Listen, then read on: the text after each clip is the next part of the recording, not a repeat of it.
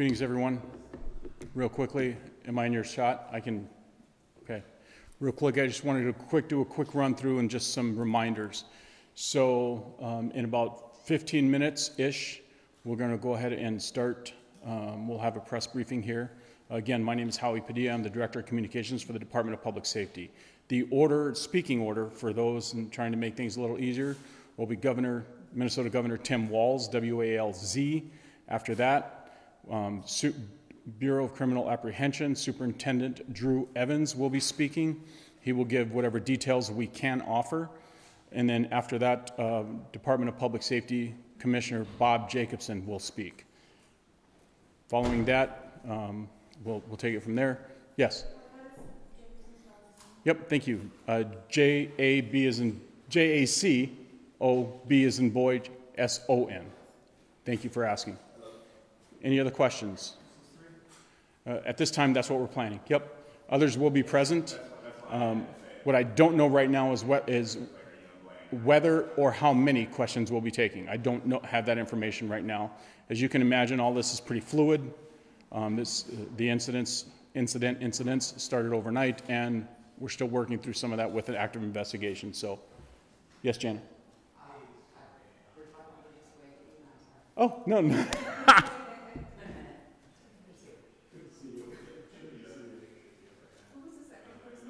Yep, the second person will be Superintendent of the BCA, the Bureau of Criminal Apprehension, and that is Drew, D-R-E-W Evans, E-V-A-N-S.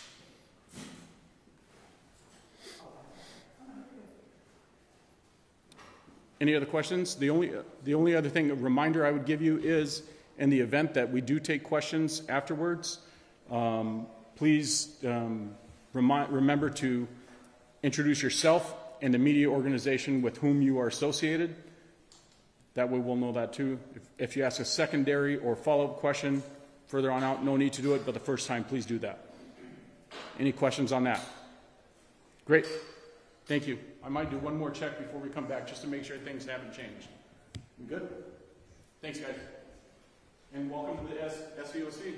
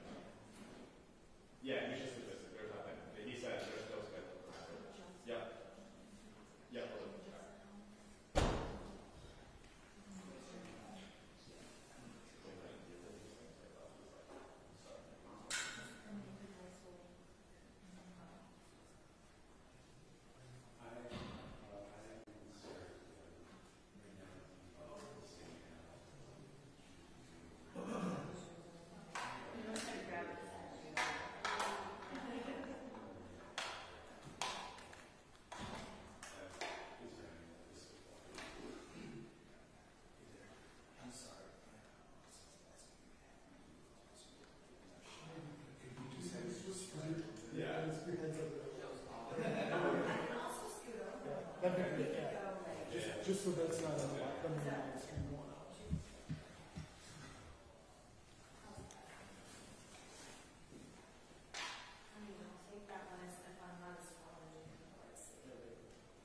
Yes? Yeah, you're fine. Okay.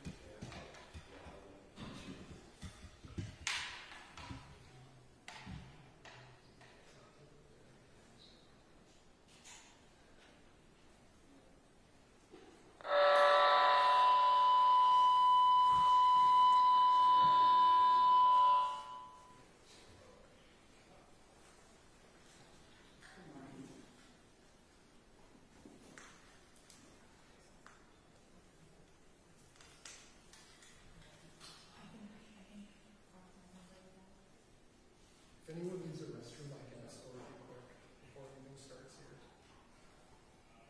I'll take it. Okay. This is a long drive.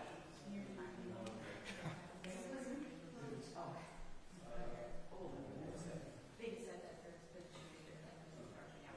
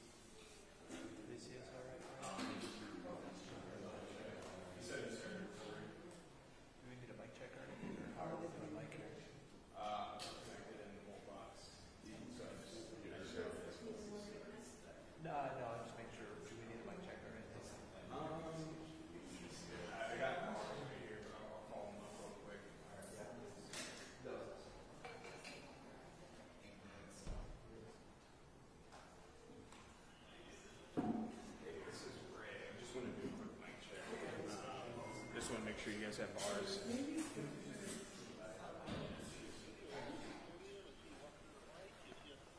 All right, I'm going to mute my mic real quick. I just want to make sure audio sounds good. Mic good?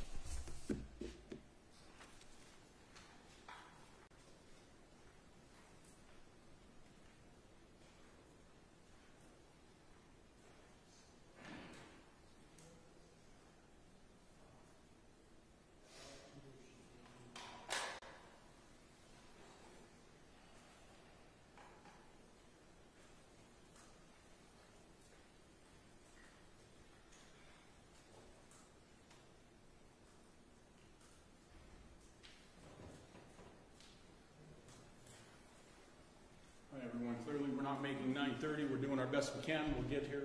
We're hoping in about 10, 15 minutes. So yeah, it's a good question. I'll run through the speaking order again. First speaker will be Minnesota Governor Tim Walz.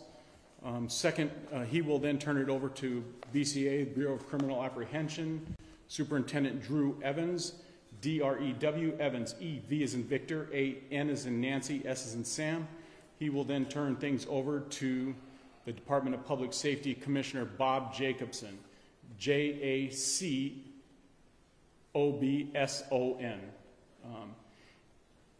And then others will be present. They're not expected to speak proactively at this time. That can always change things. Are pretty fluid. Yep, DPS Commissioner. Thank you very much. Yep, that's correct. Did you say 2 minutes? What's that? Say 10 to 15 minutes. I'm saying everything's going to have to be fluid. We're expecting 10 to 15 minutes.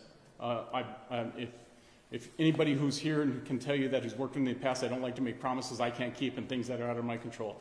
I expect 10 to 15 minutes, but we'll get there as we can. Thank you.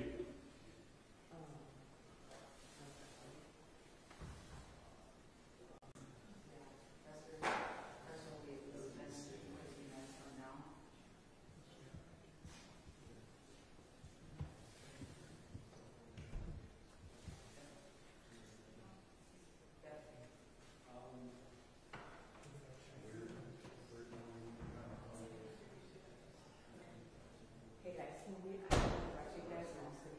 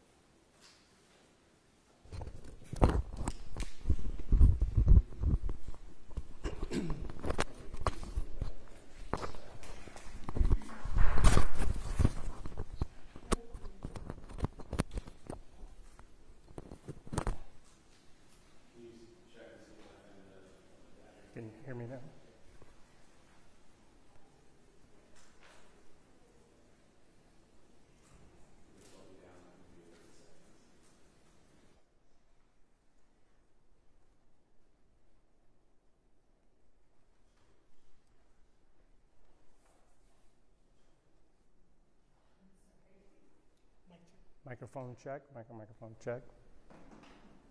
Check. Are you down there?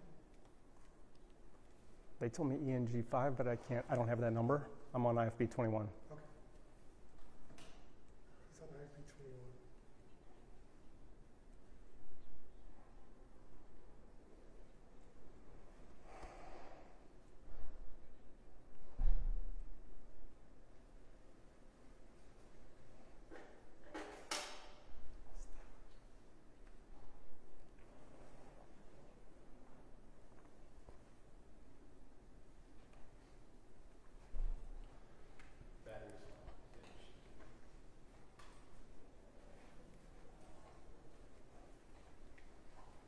Yeah, it's been delayed a little bit here, but yeah, I can tell you a little bit more about Melissa Hortman and John Hoffman. Melissa's been the Speaker of the House before she was Speaker Emerita now. She was the most powerful Democrat in the House here. She was responsible for negotiations at the beginning of the session over the power struggle that they had. And at the end of the session and into the special session to make sure every bill passed. So she's literally the #1 Democrat in the House, had her hands in every single bill that went through the special session. And, she's widely respected in both parties there for the work that she does.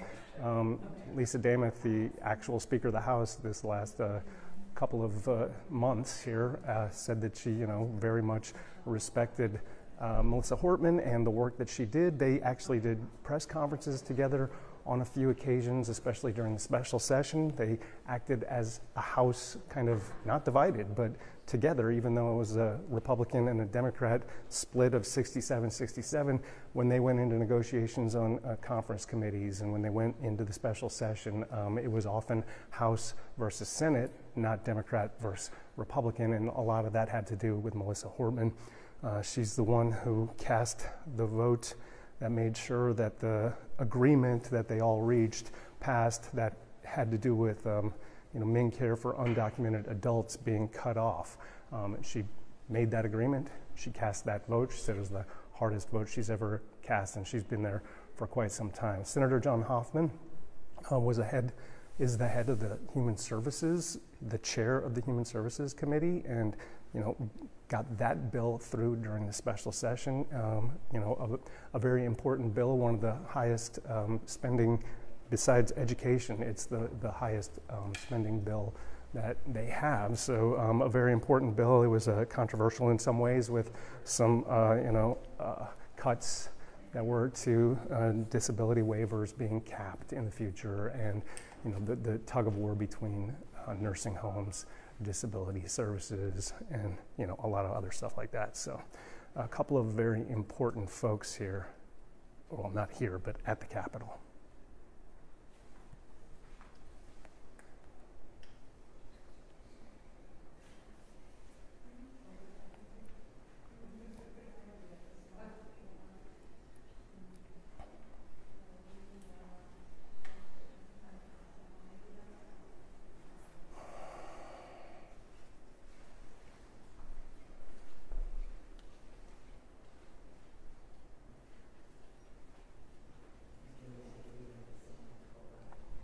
Yeah, they'll start with Governor Walz, who's very close to Melissa Hortman.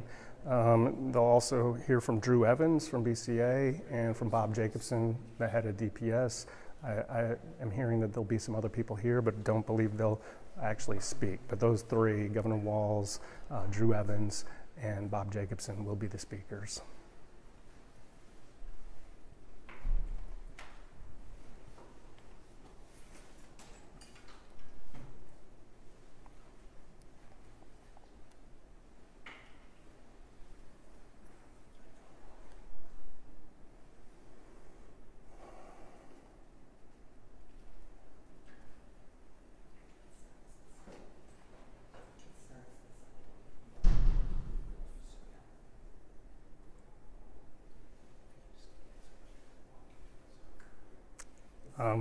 They're mostly behind closed doors here for me, and I just got here. I was on my way to Fargo to do a customs interview and turned around and came back to do this.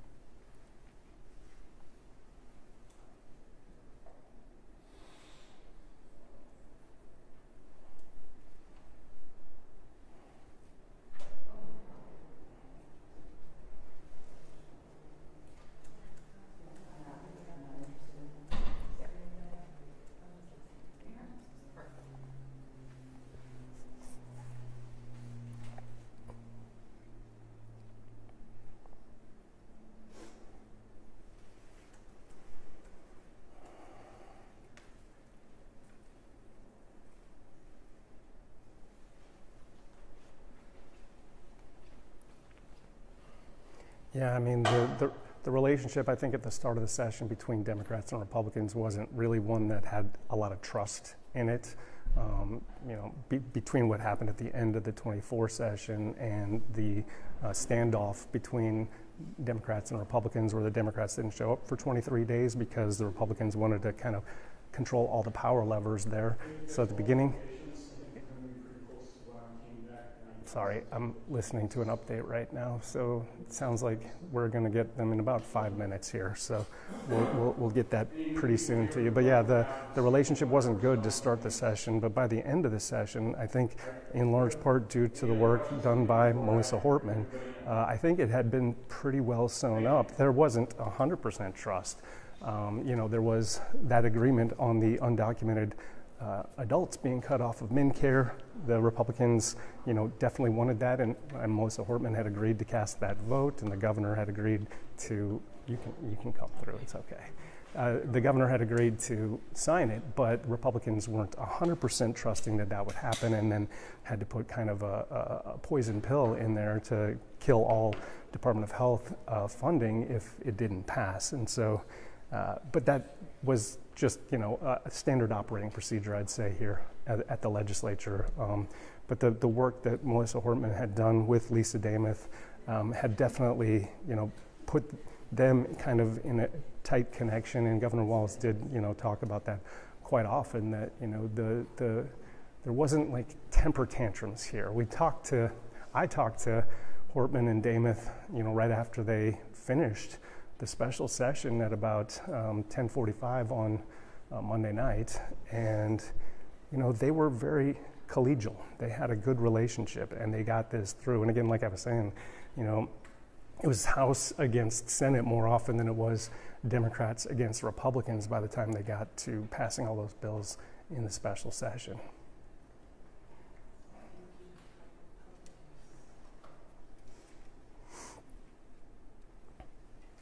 Yeah, just shocking here, yeah.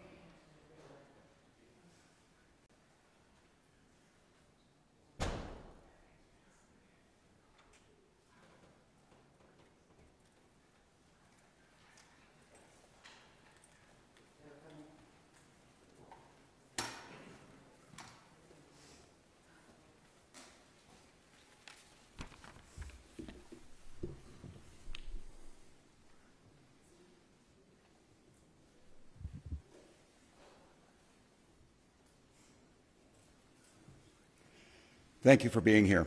In a moment, you'll hear from law enforcement officials who will share with you what they can as up-to-minute update on the situation here in Minnesota. You're going to be joined by Commissioner Bob Jacobson, BCA Superintendent Drew Evans, State Patrol Colonel Christina Bogoyevich, Champlain Park Police Chief Snyder, and Brooklyn Park Police Chief Mark Bruley, as well as the Mayor of Brooklyn Park. We're here today because an unspeakable tragedy has unfolded in Minnesota.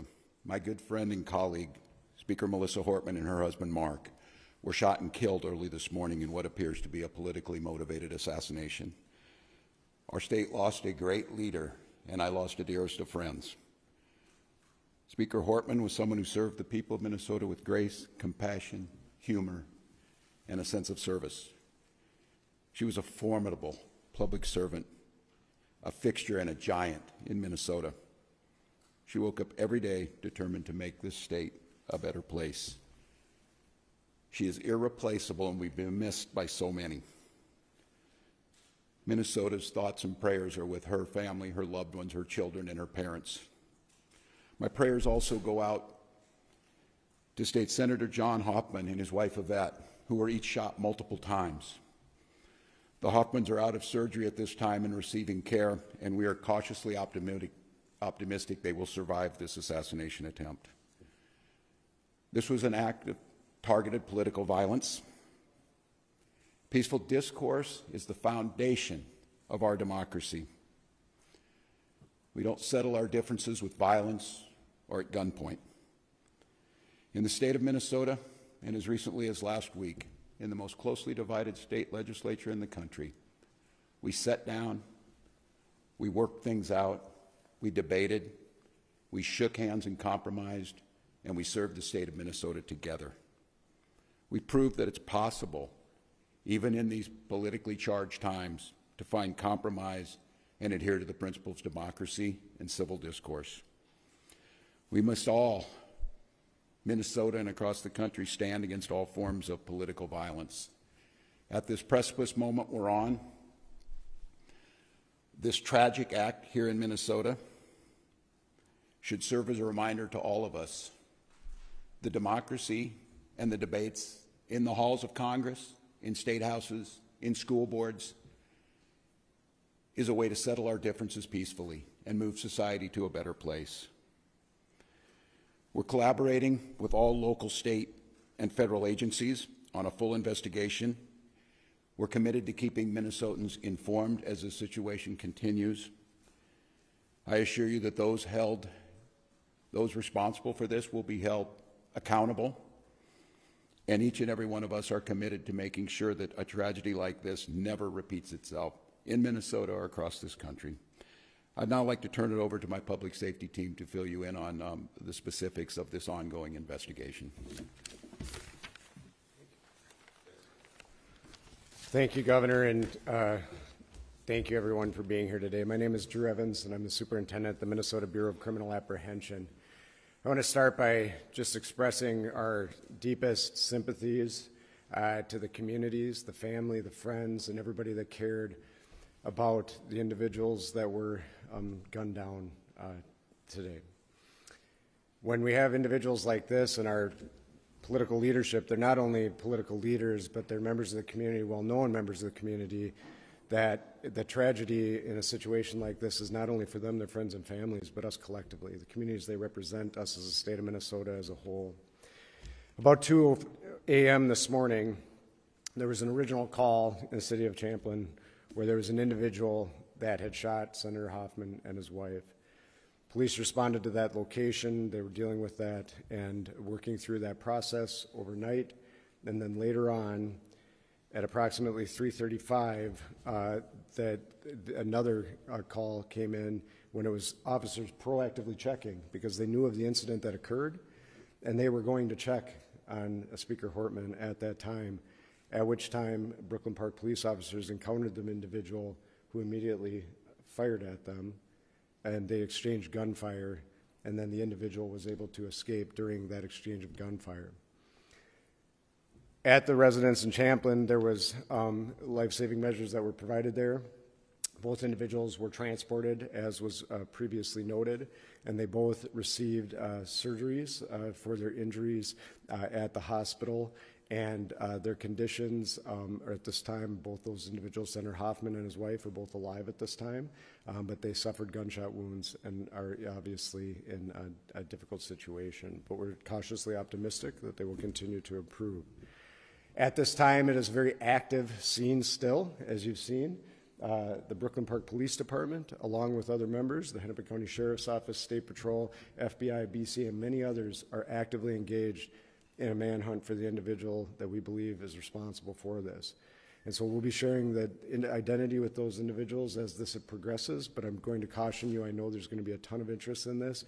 We're not at the position we can do that as we're actively searching for that individual. Right now, just as noted, we have teams in the County Sheriff's Office in Champlin are working at the scene there that occurred there, and then we are also, as we're stabilizing this between Brooklyn Park, working on the homicide investigation with Brooklyn Park Police, the BCA, FBI is assisting there as well, and we'll be conducting a crime scene investigation there, and then the individuals that were killed will be doing autopsies of those individuals to determine the extent of their injuries and how they passed away. But it was from gunshot wounds.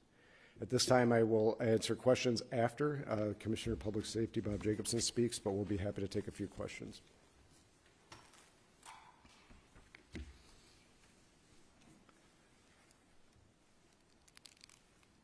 Thank you, Superintendent Evans. My name is Bob Jacobson. It's my honor to serve as the Commissioner of Public Safety for the state of Minnesota.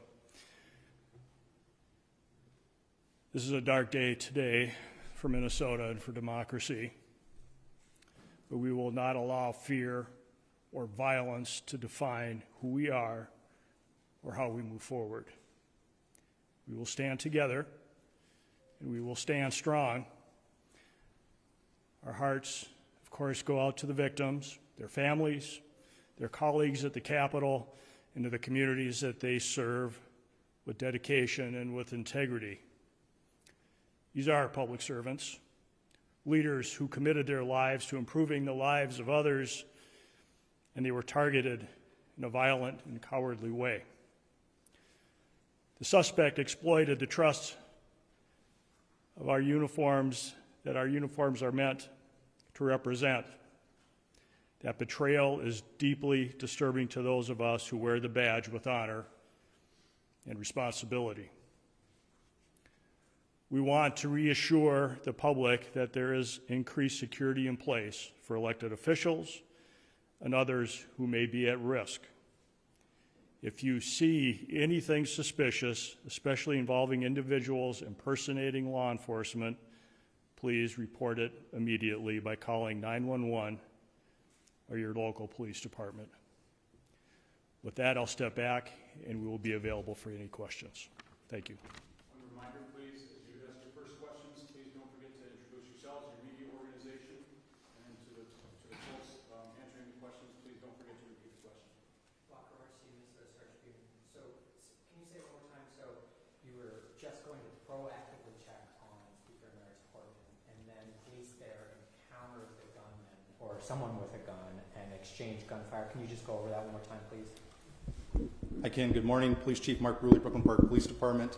The question is, how did we get to Representative Hortman's house, and it was proactively or not? The circumstances unfolded in Brooklyn Park this morning is that we assisted the Champlin Police Department on a shooting. That shooting was made aware by one of our sergeants that it was at Senator Hoffman's home. In hearing that very intuitive sergeant asked our officers to go check on Melissa Hortman's home, a representative that lives in our community, just proactively as due diligence to swing by. That police officer and his partner pulled down the street. When they arrived at Melissa's house, they noticed that there was a police vehicle in the driveway with the lights, emergency lights on, and what appeared to be a police officer at the door coming out of the house. When our officers confronted him, the individual immediately fired upon the officers, who exchanged gunfire, and the suspect retreated back into the home. Was this an actual police officer or impersonating a police officer?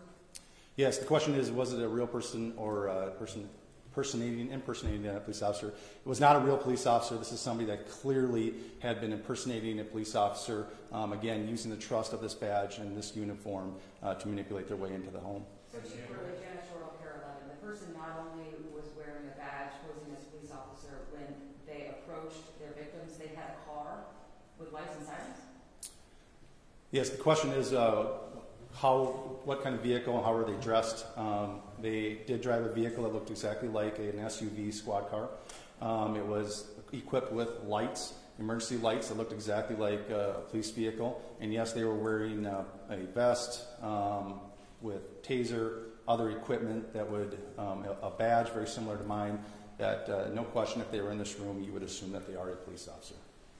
Chief Bruley, Adam Duxter with WCCO News. Can you describe the moments after that played out? You said the person went into the home, and then can you help us understand the next 10, 15 minutes of how we got to the point we're at now?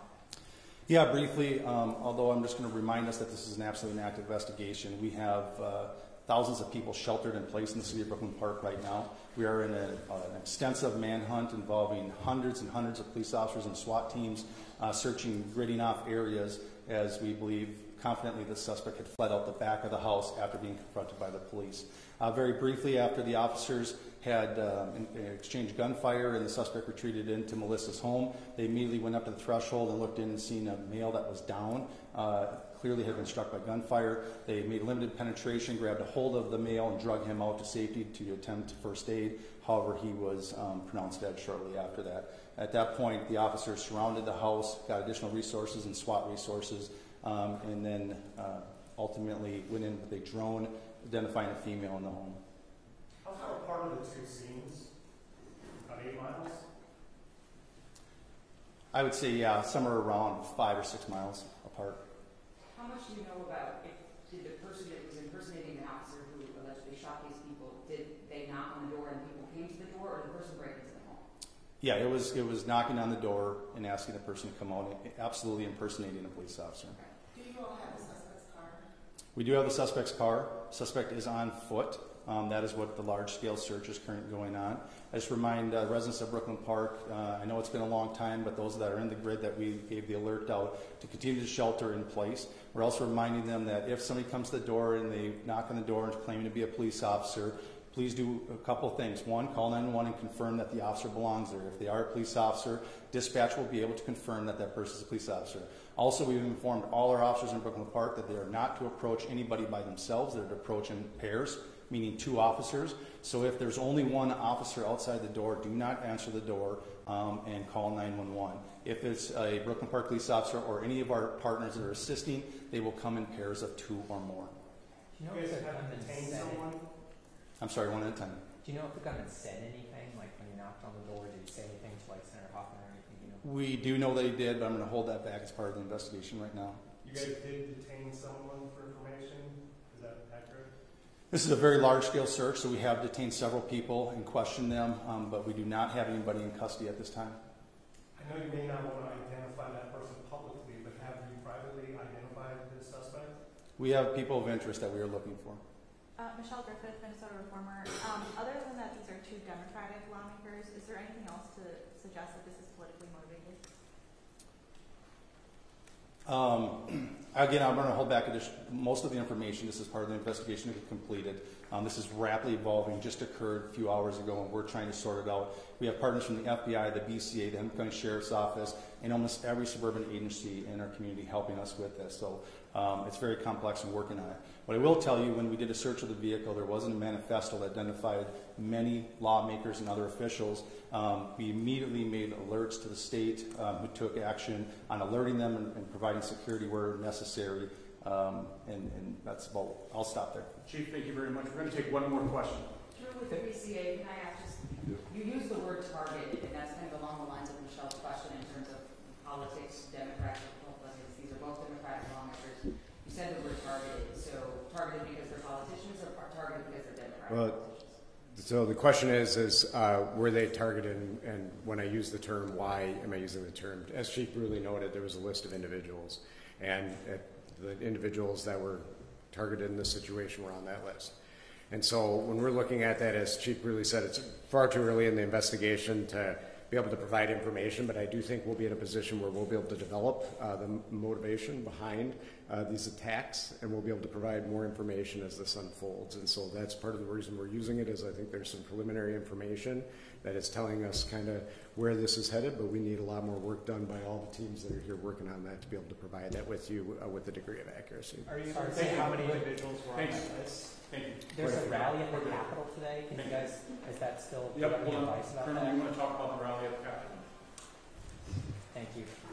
Yep. Good morning, Colonel Bogievich with the State Patrol. We are aware of the demonstrations across Minnesota, including the Capitol and across the nation.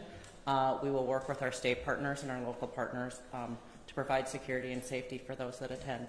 Christy, Primary Press, can you confirm that you will have a sniper station at the Capitol today? The question was, will we have a sniper at the Capitol? We don't discuss our security plans on the Capitol grounds. Colonel, thank you. Thank you very much, everybody, for being here. We will, I think you do have, and if you haven't, let me know, but we do have a place where you can send inquiries for either interview requests, information requests. We have our State Emergency Operations Center set up. If you need information on how to make those requests and make sure that we see them, let me know. I don't know if it was said, I missed it. Maybe I'll send the letters. Yeah, I'll check on that for you and get back to you. Anybody else have any other follow-ups that I can try and get? Yeah, People on the list, are they speaking? One more time? People on the list, are they still speaking? Okay, I'll check. You know, I'm going to leave that to whatever they talk about here.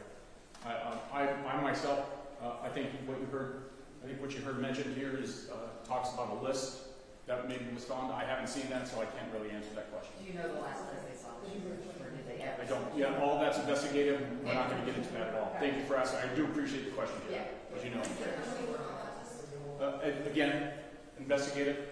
As many of you know, I used to be on your side of the table. I appreciate the question. We're not going to get into that. Will you be coming back and letting us Yep. know? Give me 1 second. Give me like 2 or 3 minutes, and I'll try and get. So the question, as I understand it, is: will Governor Walz still be speaking at the event, and others who were expected to speak, will they be there as well? Is that true? Correct. All right. I'll be back as soon as I can. And if they want to share the last place for public safety in terms of residents, is there anything hostile they should be aware of? Or? Yeah, I think to that point, I would just go with what Chief Louis said, which is shelter in place. Thank you. You ready for it?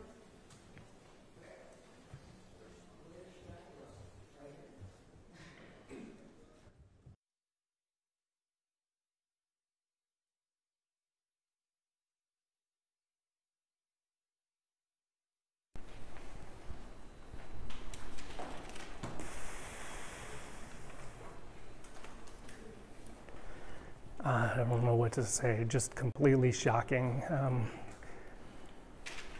Can you hear me? I'm sorry. It's just a complete shock. It's I'm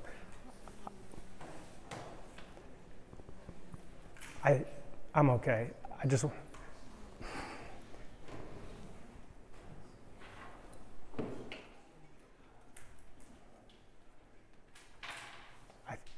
I can talk through it. I'll talk through it.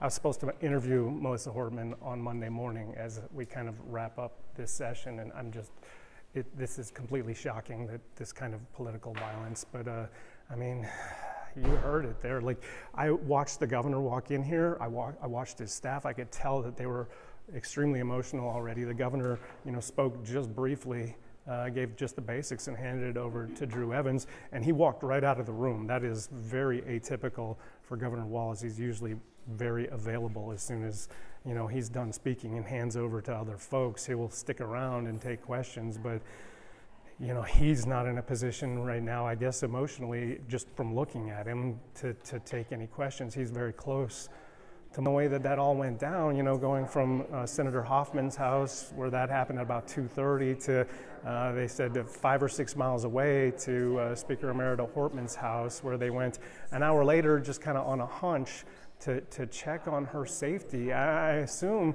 from what they said, that all of the leaders, the politicians, they are being watched right now to be, to make sure they're safe. It sounded though like just one person involved in this, a guy pretending he's a police officer, both in uniform and in the vehicle he had, but a person with a manifesto that they've seen, and they can already tell this is politically motivated. So sounds like we'll get some follow-up questions answered here in 5 or 10 minutes. But so that's the update here. But I mean, just completely shocking to hear this, and somebody doing this for clearly political reasons, targeted 2 Democrats here. Don't know what else was in that manifesto or where he might have gone after he left Speaker Emerita Hortman's house. But he didn't make it very far after that because of that hunch, and because Brooklyn Center PD were right there to kind of intercept him, not catch him per se, but they definitely may have prevented more violence, because they interacted with him, exchanged gunfire with him, and now you heard the manhunt. There are thousands of people who are sheltering in place there. They have, people on the ground, and they think he's on foot because they have his SUV.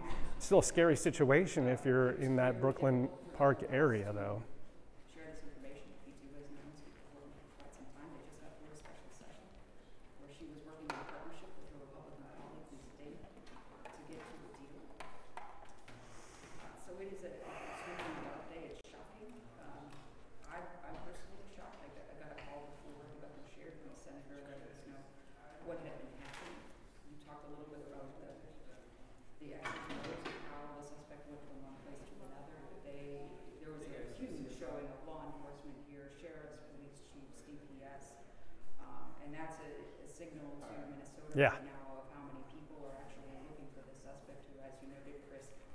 Yeah, it did sound like just one suspect. However, they said people of interest. You heard that correctly when I asked them, you know, whether they had privately identified the suspect, because of course at this point they don't want to publicly identify him, I guess. But I asked if they had privately identified him, and they said we do have some people of interest. So curious there. Curious also, you know, you heard the amount of police gear this person had. So I asked if this was an actual police officer or someone impersonating one, and they did clearly say it was somebody impersonating a police officer. As a part of democracy, if they will still, we don't know, if those rallies and things like that. But right now it's a man who's press conference. But we want to know exactly where and ask that question. One, if they have any idea, they didn't want to share that. They just want everyone to decide from up here. Doesn't matter which street it goes here. One person is in a single uniform by themselves, saying they are law enforcement. The park says no. There will be two police officers still outside. And that comes back to my 7:30 this morning conversation with the neighbor. Who asked the police to check his house and he just know who she was.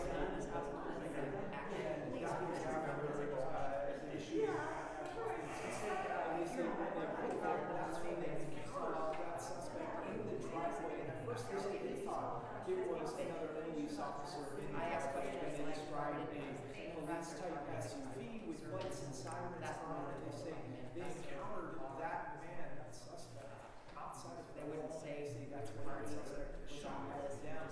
If you were going back into the session, these stairs came out of the back of the I would say Reg and Jennifer just heard from in absolute state of shock and sadness now from the wall speaking and then not taking any questions, immediately going out of this room and law enforcement really focusing and driving there is a man they are trying to find this person. No, they walked back in here and said that we could ask some clarifying questions in 5 or 10 minutes. So I don't think that's going to be the same folks up there, and I think it might be a little more informal and not in front of the podium there, but we can ask some follow-up questions here pretty shortly. So I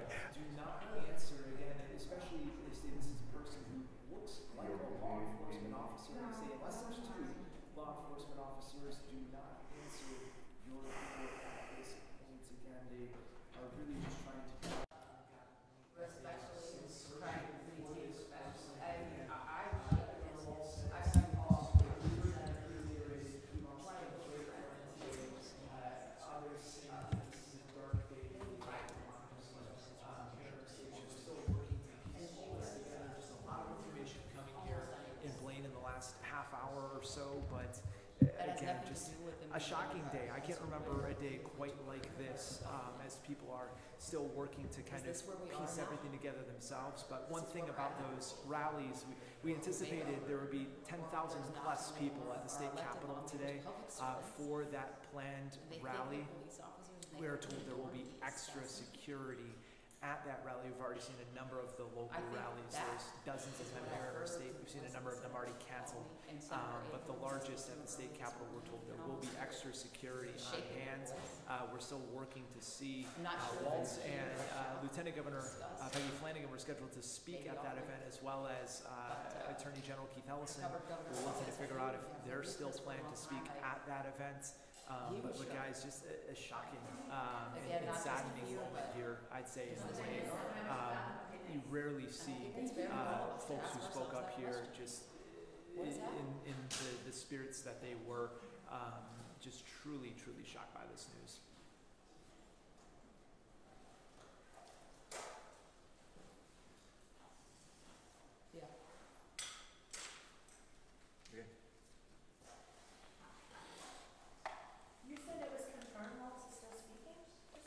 No, I said they were working to confirm if he was still speaking. Did I miss it when I Nope. went to the bathroom?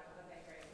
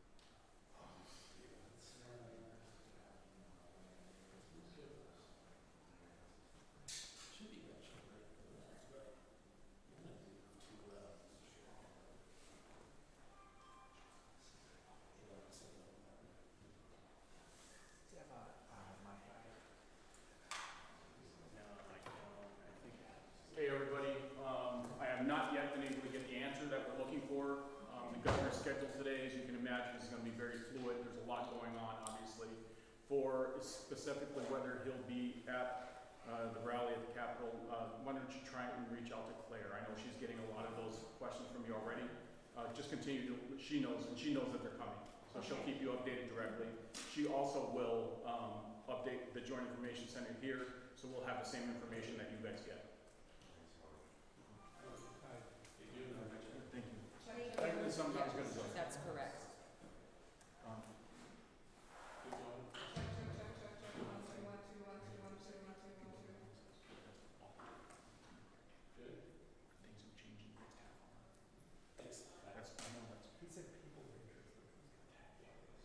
Well, I mean, so that's just it. So, as you know, you've been in this long enough. This investigation is long. So, you know what I mean? So, and I'm probably overcautious about this just because I hated being wrong when I was a reporter, especially when it wasn't my fault. So I'm very careful on this side. As a matter of fact, when we were talking when they talked about the badge, you shouldn't want to do that. It's tough. So that's why things were taking a little bit longer. We're trying our best to be as careful as we can. How is it Lancaster? Yeah. Okay, thank you. Thank you. Guys, you're free to work here. What I'm going to also try and do, because I remember what it was like to have to plan my day. Yeah. I'm going to try and get some kind of feeling on when we might be able to give another update and who might be doing that. Are all updates going to be here? That's what I'm trying to figure out. Okay, As you guys saw, we just wrapped up a half hour ago, so we're trying to figure all that out. Yep. And I will tell you this, that my preference, let's say the world is perfect, which we know it is not. If we are able to announce any kind of resolution to this, I would like that to be here. I don't control things, but that would be my recommendation. Hello. I just wanted to get your Yeah, well, sure. Howie, Howie, Padilla, P like in Paul, A, D like in dog, I-L-L-A. I'm the communications director for the Department of Public Safety. Yep.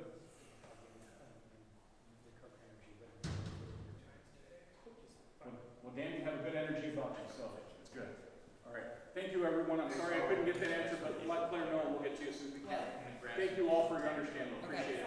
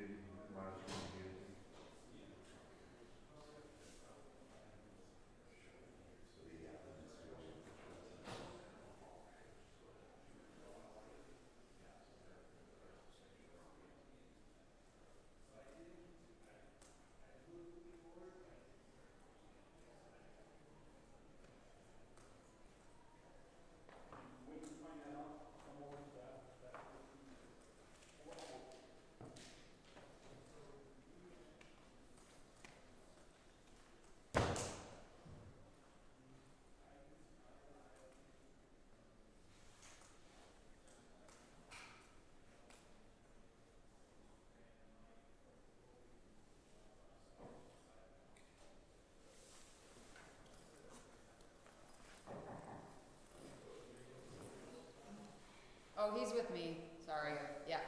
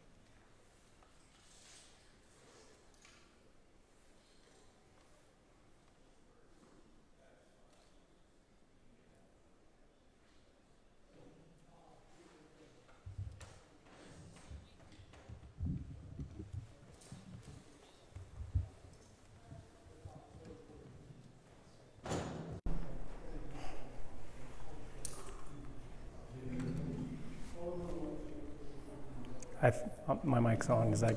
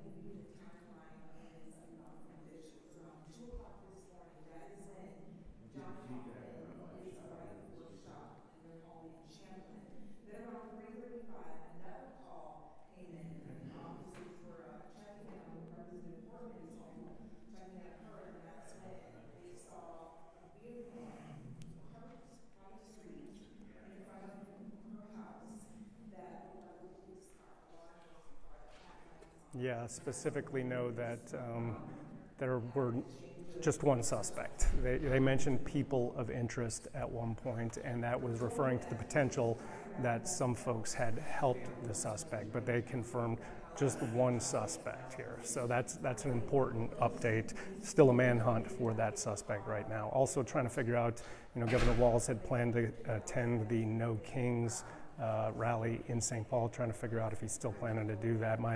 My guess, just my hunch, is that he won't be doing that, but we're checking on that and see if he's got anything else on his agenda today. But I think, kind of all bets are off when it comes to the governor and any of the politicians who may have been out at that rally or any of the rallies today.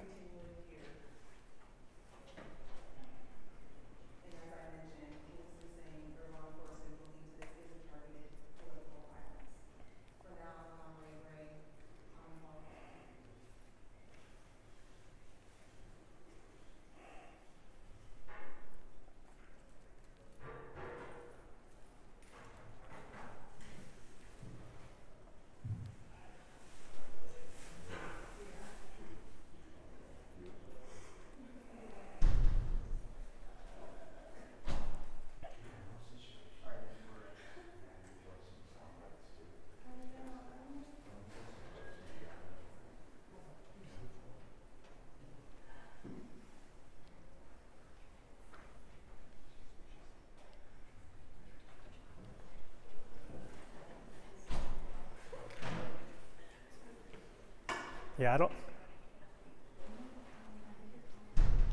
I believe Melissa Hortman's children are both adult children, and Senator Hoffman's daughter is someone who lives with disabilities, but I don't know if she lives at home with her parents. I'll look into that. I can also tell you, I've now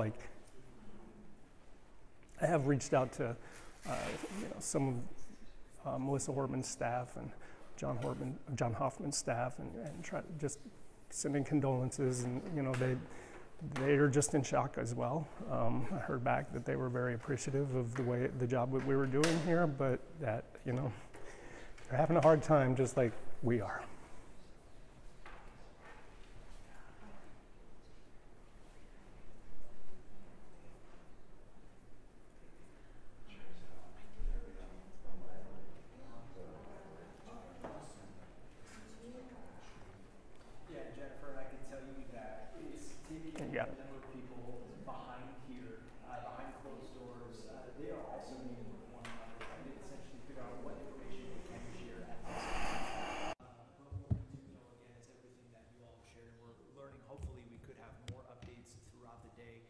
Right here in Blaine, so we're going to stay here, just hoping for any more information that can come out throughout the day. But Reg, I heard you mention the quick thinking of law enforcement.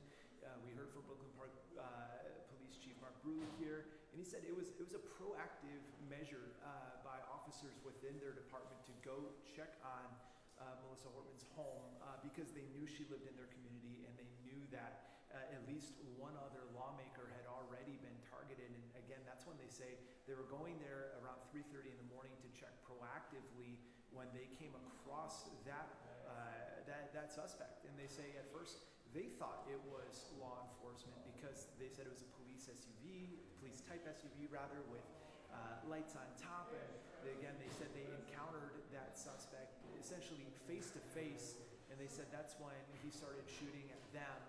Again, a chance encounter, and like you said, they do have that vehicle that he was using right now, and again, they did find what they're calling now a manifesto in that car, again, with the names of other elected officials, which is again why they are confident to say this is a politically motivated and targeted attack that happened overnight here. But again, we heard from the governor first. He came out, he called, or he said rather that our state lost a great leader, but he also lost a great friend. And I do believe we have a little bit queued up of what Governor Walz had to